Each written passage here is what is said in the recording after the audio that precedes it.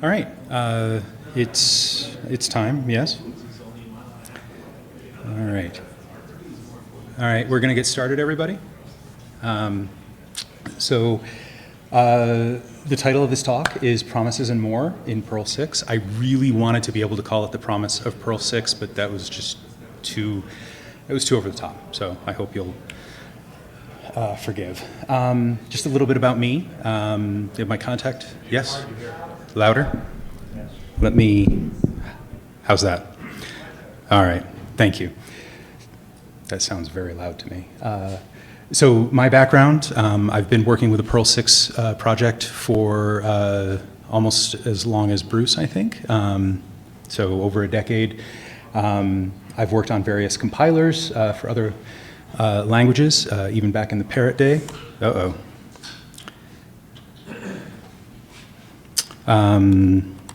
This is not an auspicious start.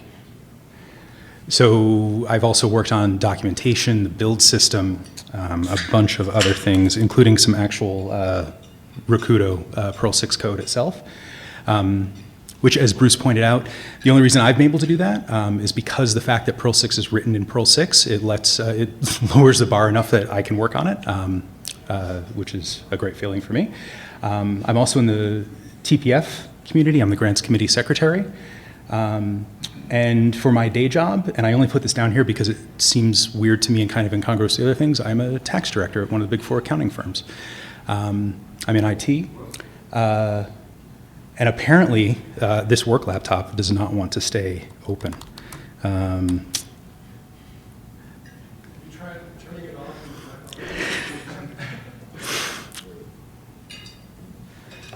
Let's see. Well, this will certainly help me bump this out to 50 minutes, so I'm very excited about that.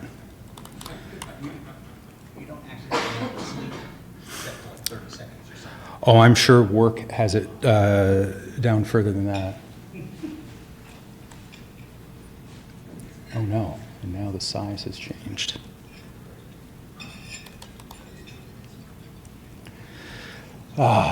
This is ridiculous. Okay, one moment, please.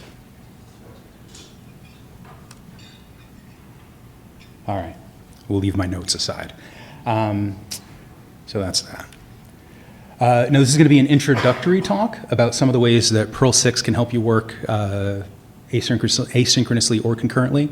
As Bruce mentioned in the previous talk, if you were here,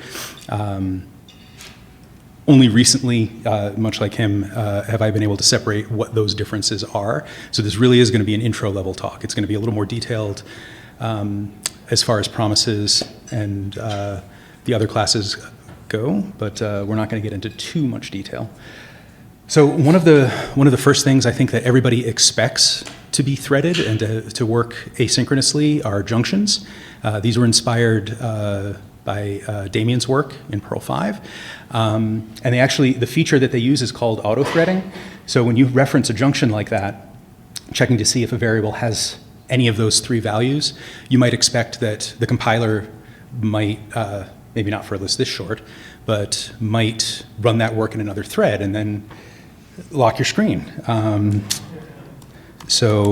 even though the feature is called auto-threading, it's not really threaded. It's the compiler is free to do that, but right now the compiler is just making a nice conditional statement. So it's just a trick.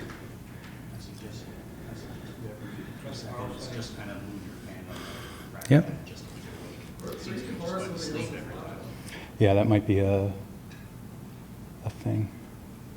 Also, the touch ID is giving me trouble as well. This would be a great time, by the way, for the laptop to die. So let's hope that doesn't happen. What is your presentation? I'm sorry, it's on Google Drive. So yeah, I could absolutely do this from another laptop.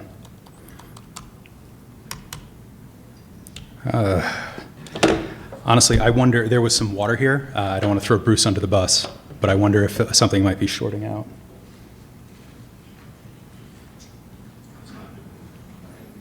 All right, we're gonna do a hard reboot. Okay, so to keep talking while this is coming up, let's see. Oh, we're almost there.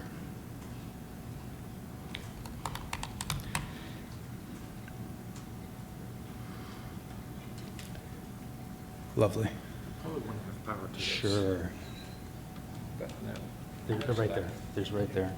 Oh, there's one there. Yep. All right, I do apologize, everyone. There you go. Thank you.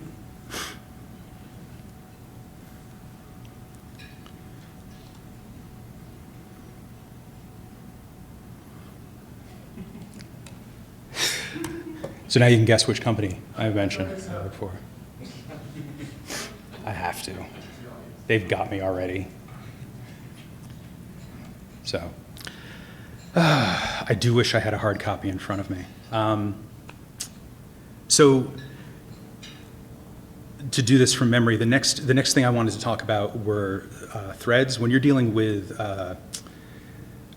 running work concurrently, in other language you might create your own thread, manage its runtime, set up some code to run on it, and then wait for it to be done.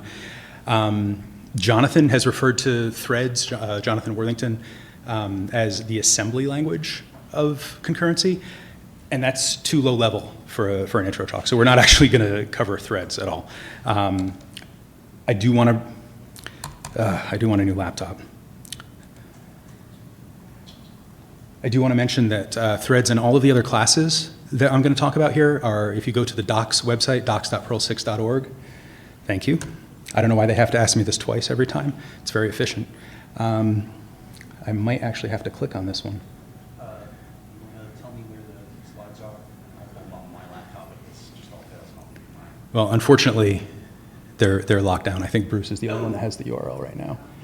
So it's all right. We're back. We got there.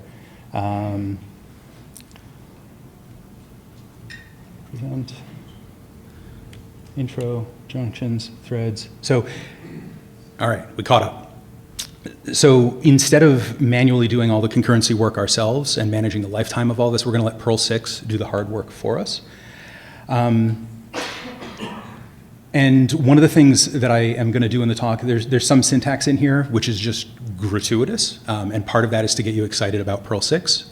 So there's some stuff in here that is not strictly necessary for dealing with concurrency, but it's in here, and we'll go through it. So this first section of code up here, this is going to take all the numbers up to 10 to the 5th, run it through map. We're going to find out if that number is prime. Now this is going to return a Boolean, and we're going to turn that into an integer, 0 or 1, and then take the sum. So this basically just counts all the number of prime numbers in that range, and this takes about 28 seconds. If we, instead of going directly to the map, if we put a race in here, this takes this sequence of numbers over here, and instead of returning a regular sequence that we would map over, this sequence can run in parallel, and the compiler sets that up for you. It deals with batching the number of threads that are there. One of the things that I will repeat many times, don't worry about it. The scheduler will take care of that. You don't have to manage how many threads or how much work. So just by adding this race in here, it's going to run it over multiple threads, and it cut the time in a third. Yes? So heard in a lot of Perl 6 talks of there's stuff in the language that says this could be parallelized, and Yes. a lot of it isn't yet. Mhm. But this is an example of something that is. Yes, this actually is. This is the first example. That's why I wanted to start with the junctions, which are sneaky and a lie, but this actually is doing things in parallel. But there are still a lot of things that aren't yet in TBD. There's always improvements that can be made. There was a question in the last talk about speed, and one of the things that can be done is to improve some of the parallelization options as well. So it's a good question. So one thing about race is when you take that sequence of numbers, it doesn't care what the order is. So if you just want the result as fast as possible, you don't have to worry about it. You'll start getting results as soon as possible. Since I'm doing a sum here, it doesn't matter. So here's a similar one with hyper. Now, the clever folks in the audience may notice that I'm also just doing a sum at the end, and there's really no need to have the result order of the results preserved, because I'm throwing them all away and adding them together. But at 3 in the morning, it was very hard for me to find a sample where order did matter. So just enjoy this one. A little note about the syntax here. We kind of glossed over this on the last page. This exponent works. So that's 10 to the 5th. We have a lambda here. So this is basically a function signature. So this may look familiar. This is actually a series that converges on -1. And if you actually print out the result of this, you get a number that is very close to -1. That's irrational. But you can see again, it depends on the kind of work you're doing here, but just adding some default threading here is going to get you a speed advantage. So, and this is how you can tell that it actually works, because these knobs do things. Whether you're running hyper and care about the order, or race and don't, both of them take some named parameters. You can either batch the number of items that you want to work on at a time, or you can say, this is the degree of parallelization that I want. So it gives you some sort of a lever that you can control. I would recommend, if you're trying to do anything like this, run it first, and then that'll give you an idea which way you want to tune these parameters. There's no right answer for every procedure. It's going to depend on the work that you're running. And adding this large batch size here shaved another second off the time. So, all right. So this, I talked briefly about threads before and how that's too low level for what we want.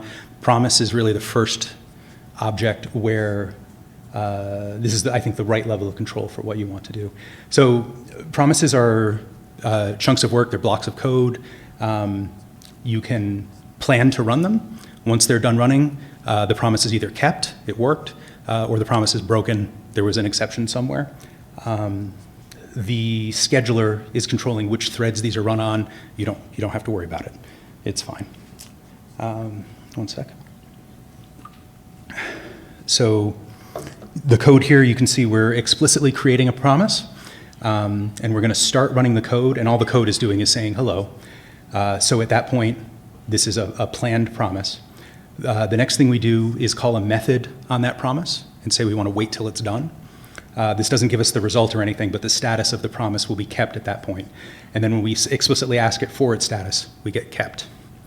So we know that it worked. And this, when you run this, it will print out hello.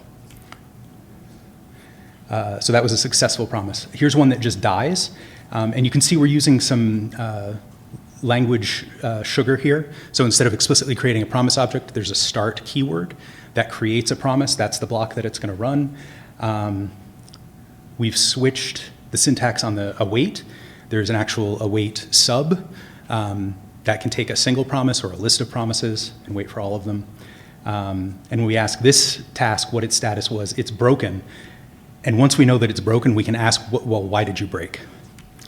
And if we ask this, we get actually two pieces of information. Where in the code were you waiting for this to happen? And then also, what was the actual exception? So you can see line 1, where it says the exception was, that's where the die is. And where we awaited was line 2. So you get both of those pieces of information. Obviously, in that small snippet of code, you're going to be able to figure that out. But if you're using modules, you'll get both ends. Yes? So at some level, it sounds like it's much better than this, but at some level, this is a little bit like a Perl 5 eval, where it just kind of tries some code and it fails. You can figure out why it failed, and like, there's more going on. Well, it's an actual block. It's not like a string eval, but yes. So you're running this. The interesting part, I guess, is that you don't know what thread it's getting run in. So it could be, if it's small, it might be running your main thread. If it's a large chunk of work or you're doing a bunch of other things, it could be running in another thread and you don't have to worry about it. Eval is not asynchronous. Also, by the way, Larry's here, so if I say anything wrong, please correct me, which I know you will, so thank you. Nice. So this slide gets us into some of the examples of why promises are better than threads. So you can chain promises together.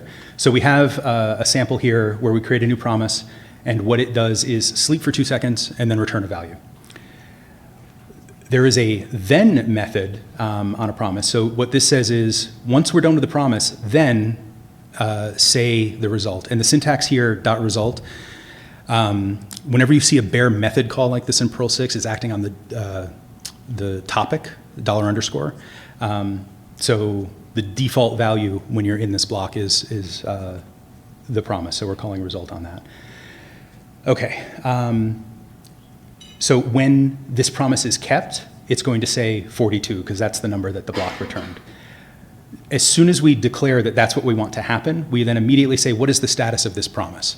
And if you're running this in the interactive command line, it might actually be kept at that point because you only waited for 2 seconds. If you're running this in a script, it's going to say that it's planned. We haven't actually started any of this work yet.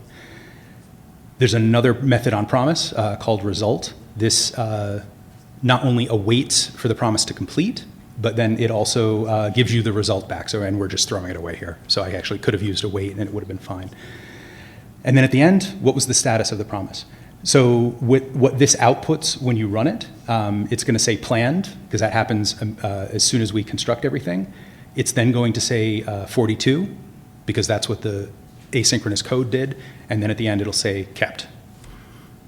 So this lets you take discrete chunks of work, and if one depends on another, you can use then to chain those.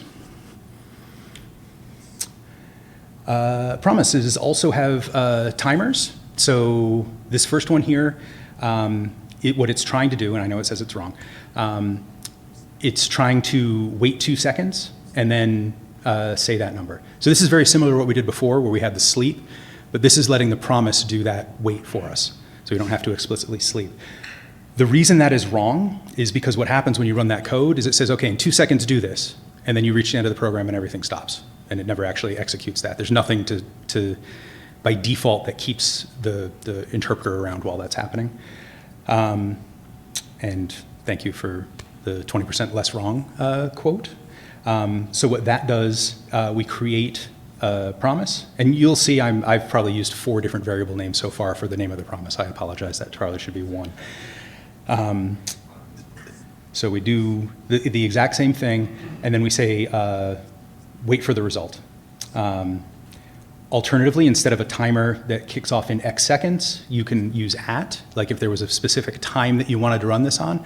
And of course, this is now a terrible example because I'm just doing it in 2 seconds from now. So these both do the same thing. In addition to setting a timer, you can also do a timeout. So if you have a long-running piece of code, and if it doesn't finish in 5 seconds, you don't care. So this gives you a way to set a timer and also the actual interesting code that you're working on. And here there's just 2 timers.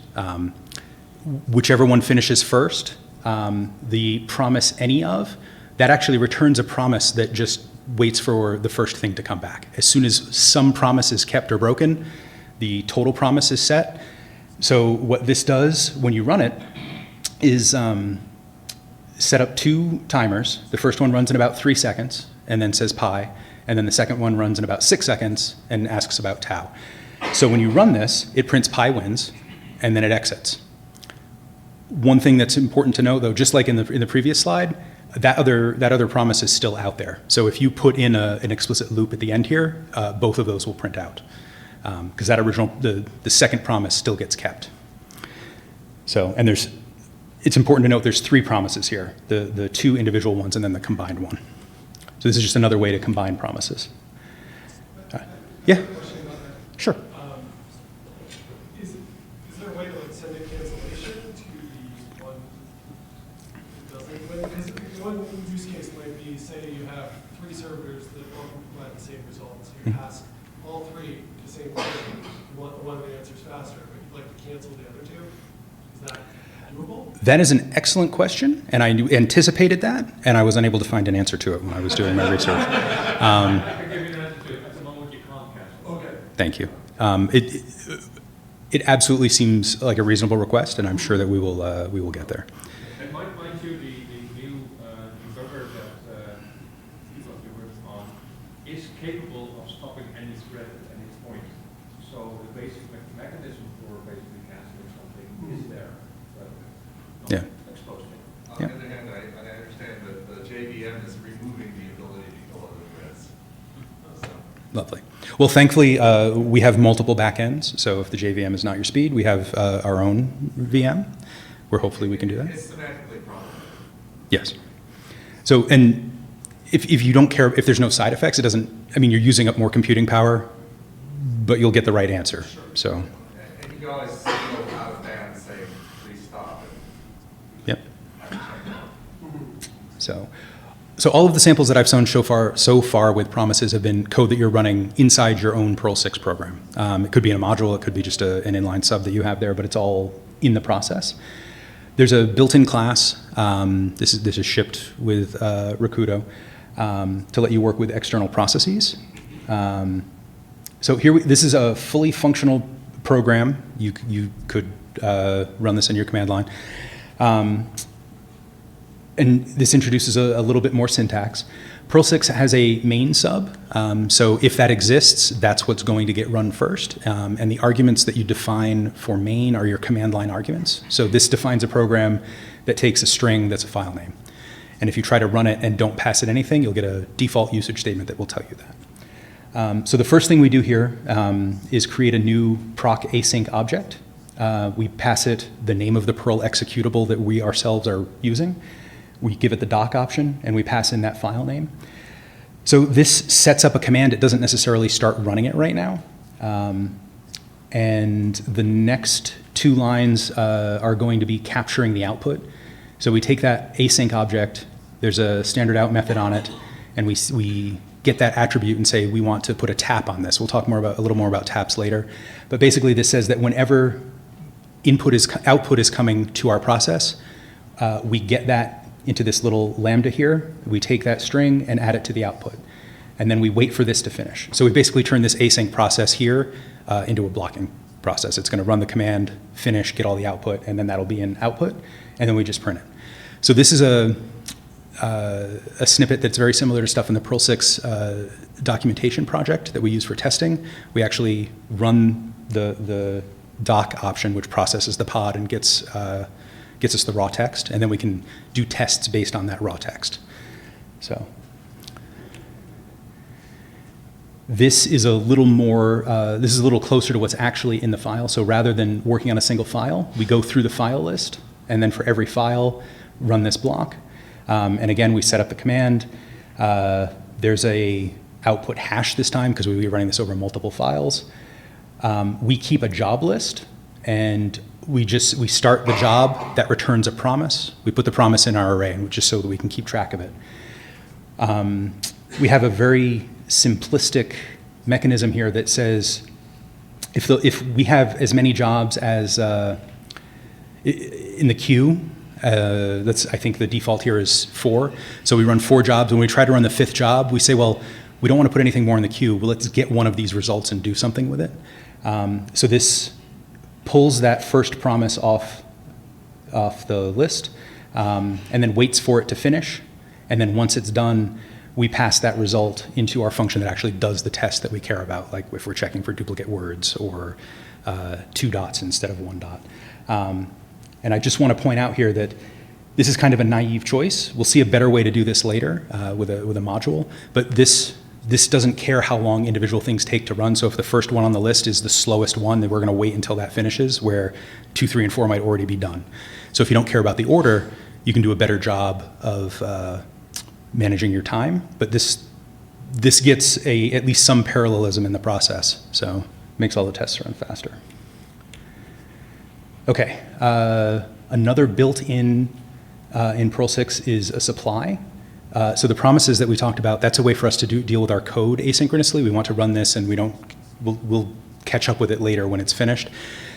This gives us a way to have asynchronous data, and we want to react to that data. We just have some simple examples here. Data coming in over a network. If you're writing a GUI, you can write an event handler using these supplies. Just like with promises, you can create a supply of pings that come out every so many seconds. So, yes, halfway. All right. So there's a lot of different things you can do with supplies. This is an intro talk. We're just going to cover some of the real basic stuff that you can generate from inside your program, but it gives you a feel for how to interact with the supplies. That is a great ringtone, David. That's all right. So the first one we're going to do is just on the supply object, we'll call In Java, we would call that a class method. We'll create an interval that kicks something off every second. Just like with the promises, this doesn't actually do anything. This creates a supply. The events are ready to go, but we're not doing anything with it. So we can use this tap syntax again that we saw in proc async. And what this does in this example is nothing. We set everything up, and again, the program exits. So that's a common theme with these samples here. So what we really want to do is set that up, and we'll just sleep for 10 seconds. Now the supply is generating the events. The tap is getting the events. We have a sleep, so we just hang around for 10 seconds, and then we stop. What's the number 1 to 10? What's the numbers getting? It's just a dumb number. So when you start an interval, the first one's 1, the second one's 2. It's just a way to get a trigger that something happened. So if you need to wake up every so often to check something that you actually care about, that gives you a way to do that. This was just a chance to show that you can actually have the literal 1/3 in the code. I apologize.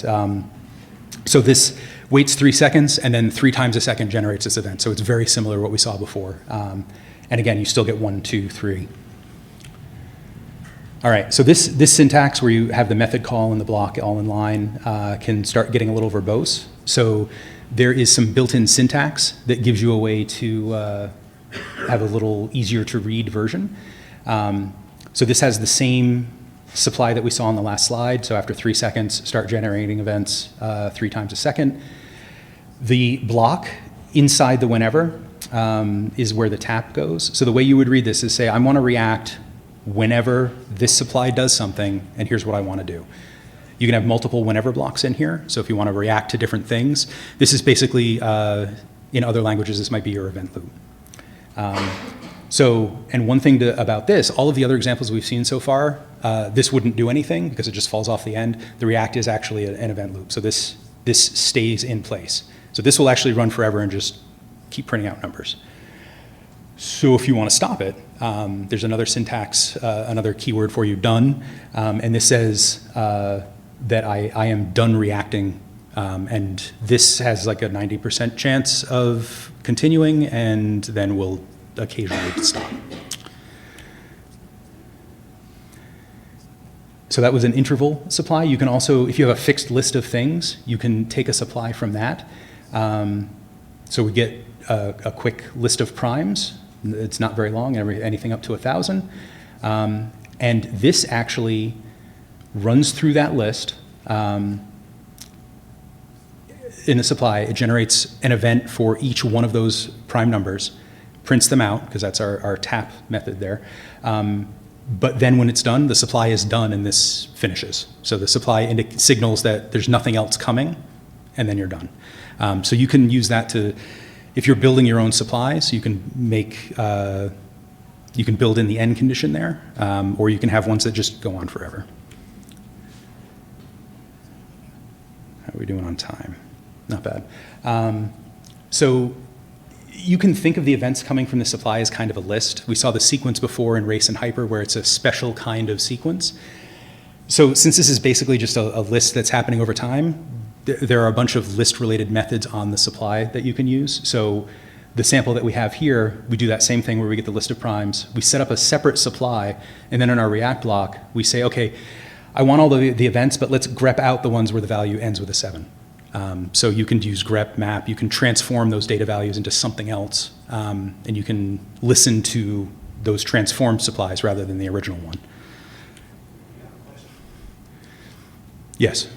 If you have multiple whenevers, one of the supplies you're listening to is done, does it go ahead and exit, or does it wait for all? I think they all have to be done, yeah.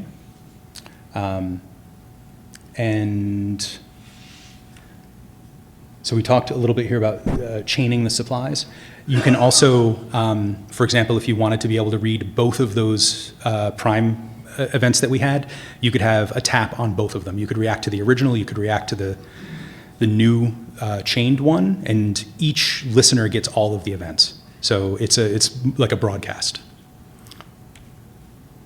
And all the ones we've seen so far are on demand. You generate the events. The events stay there until somebody taps them. And correct me if I'm wrong, but was tap intended to be like tap like beer? Like you're tapping a keg? Okay, thank you. You can also create live supplies. There's a supplier class that lets you get a little fancier. We're not going to cover that in this talk. But with those, the supplies are lossy. If you're not listening, the event is gone. So there's certain types of data where that makes sense. There's certain types of data where you want to get every single event. But if it's a GUI and you're behind processing, maybe you don't care where the mouse was 5 seconds ago. So, and just as with the on-demand ones, the live ones can also be consumed in multiple places. So, for example, if you wanted to, by default, you're just running the business logic whenever an event happens, you could also attach a logger. Yes? Are you saying there's no queue? That if it's processing and some new event comes in, it'll just let it go by? For the live ones, no, because if you have a tap in place, you should get both of those events. It's if you haven't attached yet. That's where the issue was. But I'm glad you mentioned queue. So the last primitive that we have is channel. It's kind of similar to a supply, but it acts more like a first in, first out message queue. And you can still have multiple things attached to this, but instead of the events going to everybody, whoever gets the event, they win. So, and this is set up to work transparently over those start blocks that we saw, so they could be running on different threads. I have a quick sample here.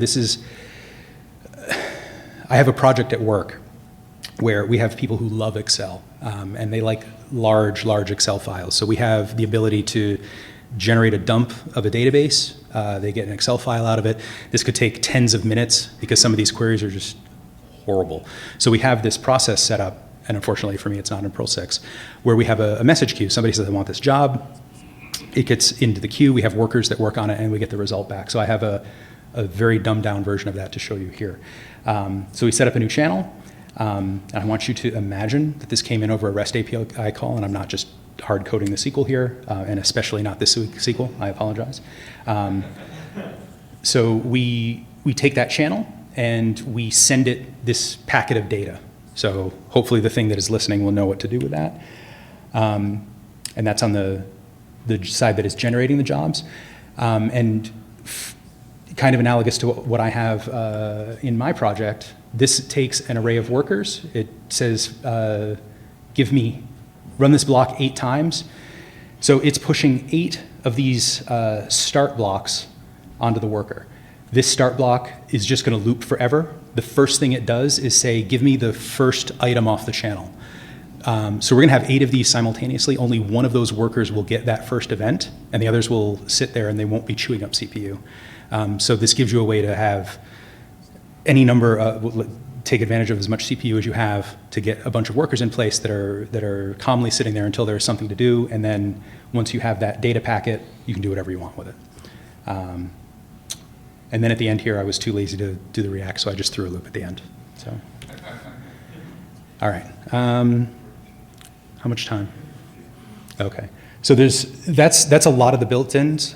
There's some more stuff out there. And again, if you go to docs, perl6.org, there's any of the classes that you find, it'll list all of the methods and you can play around. There's a bunch of modules in the ecosystem that I think are good examples that show you how you can build on top of those.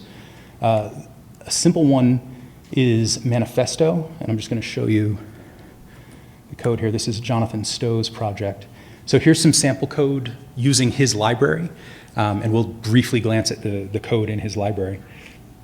Excuse me. So we create a new Manifesto object. This syntax here, basically it's saying take 0 to 9, put them in a random order, and then for each of them, create a promise that is going to sleep for about that many seconds, and then return that value. And it takes all of these promises and adds them into the manifesto. So if you have a bunch of things that are this is going to wait 1 second and then return 1, and this is going to wait 3 seconds and return 3. This is a sleep sort. That's what this is. So we take that manifesto, we create a new channel, and we say, we put in our React block, and here you can see there's actually 2 whenevers. Whenever the manifesto does something, get the value, and then send that value to the channel. And whenever the manifesto is empty, close the channel and we're done. And then the last thing we do is say channel.list. So the list is a method that says, give me all the values of the channel once it's done. So what this actually prints out is the numbers 0 through 9 in order, going through a bunch of stuff that you would never do if you actually wanted to do that sort.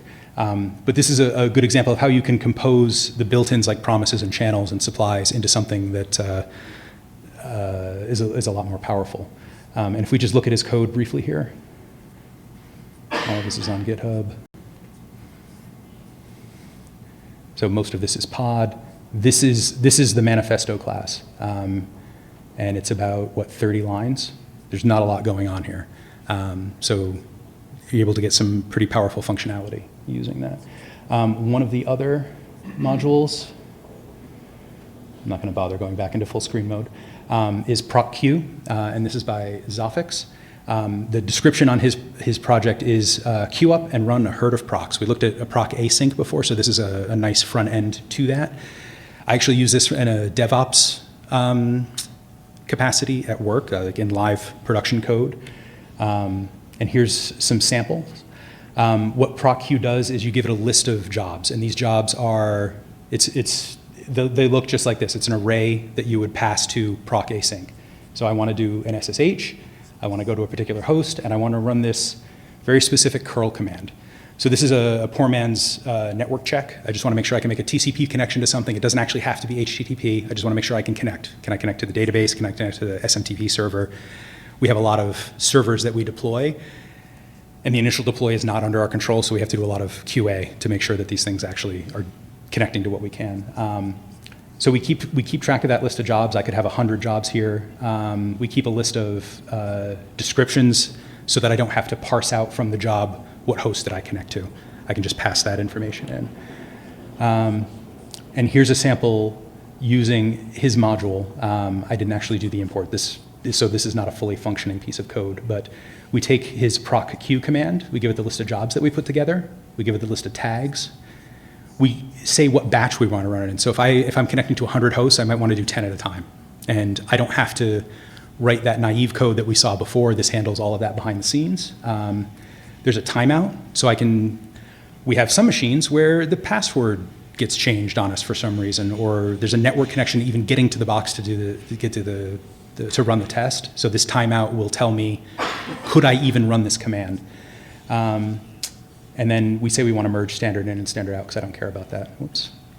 And here we have another React block. So whenever this proc queue does something, if it was killed, then I use my test methods here and I say that that test timed out. If the test completed, I check the output.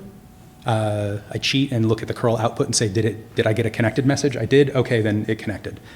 So this gives me a test I can run. I get tap output, and I can easily say, oh, this one test to this one service on this machine failed, and then I have to go find our legacy support team and get that fixed. All right, so that's all of the different things that I wanted to show you.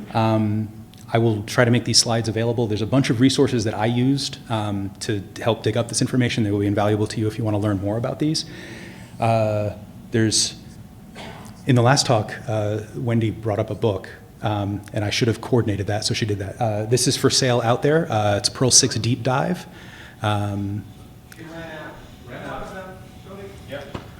I should have told you ahead of time. You could have stocked up.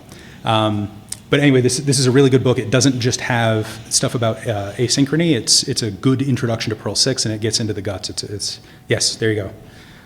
Yeah, I have a copy in my bag as well. So there we go. I do here. Thank you. I don't get a kickback, unfortunately. Bruce also in his slide mentioned Jonathan's talks. Jonathan Worthington is the driver, I think, of a lot of this, a lot of the asynchrony and the concurrency. He's got a really good handle on it. If you've ever seen one of his presentations, they're very amazing. You can follow along there with all of his slides. If you need help with a question, if you're just experimenting, come join us on IRC. We're usually very friendly. I think that's true. Yeah, except when you're there, troublemaker. there's been a huge push lately to get people to go on Stack Overflow. So there's going to be a lot of good questions and answers there, and that's a good place to ask the questions. We have a lot of core people who are monitoring all the Perl 6 questions there. I linked to the two modules that I talked about. I talked about docs, and the last thing, which I don't really have time to get to into this talk, unfortunately, is something else that Jonathan's involved in, Crow, with the very clever URL microservices. And that's a bunch of modules for web development, and they very much take advantage of all of the asynchronous work that you can do in Perl 6. And they expose that to you in a way that you can still use all of the primitives and syntax that I showed you to interact with that. So I'm actually super excited about working with that. I just haven't had time to get to a project with it yet, so I'll let you know how that goes. Yes? Oh, there we go. So if you want to find out more about Jonathan and the work he does, there's a bunch of brochures here up front. Crow is one of them.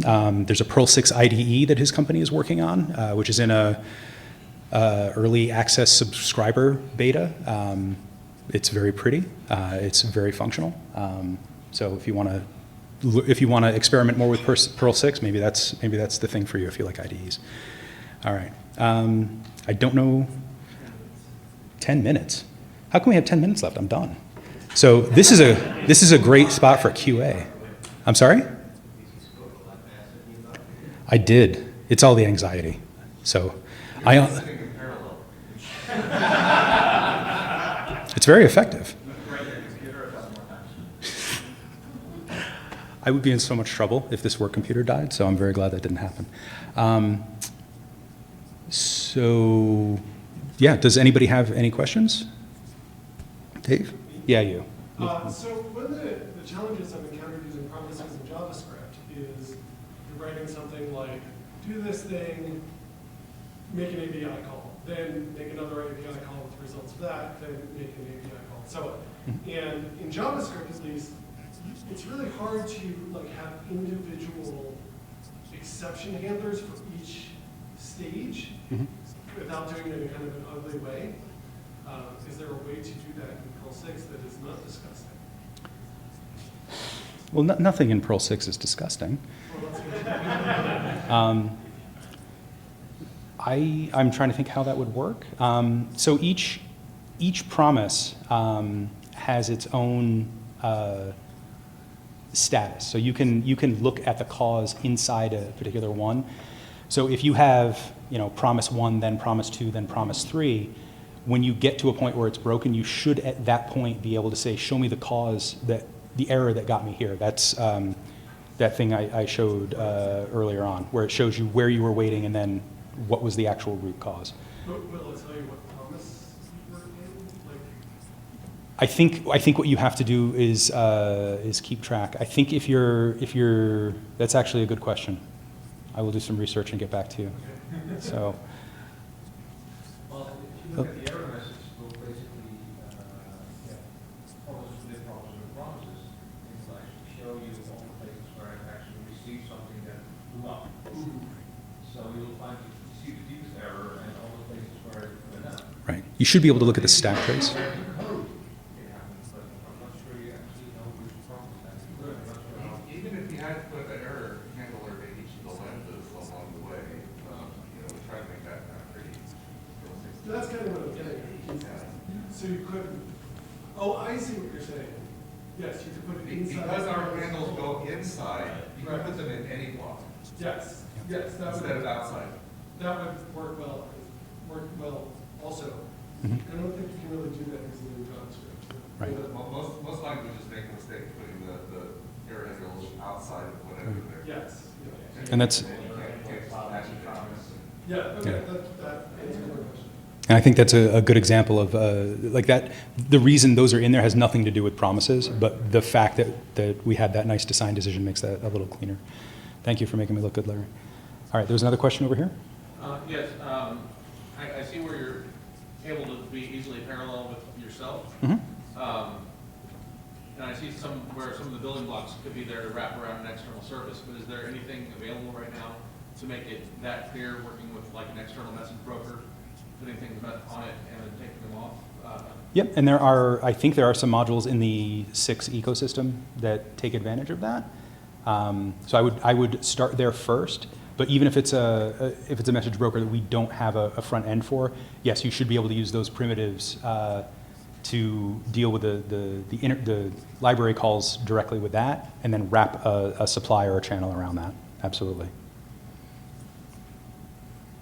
Any other questions? All right. Thank you all for the time. I really appreciate it.